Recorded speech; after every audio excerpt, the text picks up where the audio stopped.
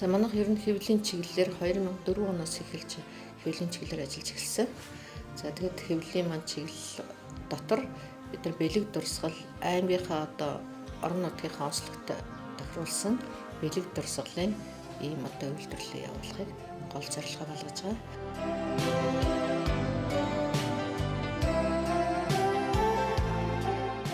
Манай үйлдвэрлэж байгаа бүтээгдэхүүний онцлог даваа тал нь бол үйлдвэрийн сайжруулсан болор дээр л энэ зургийг буулгаж байгаагаар л даваа талтай. Тэгээ өнөөдөр яг аймгийн хэмжээнд ийм үйлдвэрлэл явуулж байгаа газар байхгүй байгаа. Дээр нь бараг улсын хэмжээнд бол цөөхөн байдаг байх.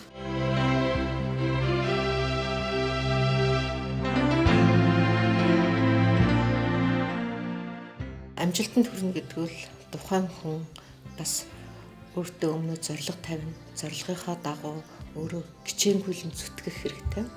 Тодорхой хэмжээний бас зах зээлийн судалгааг маш их нарийн мэдрэмжтэйгээр ажиллах хэрэгтэй гэж боддог.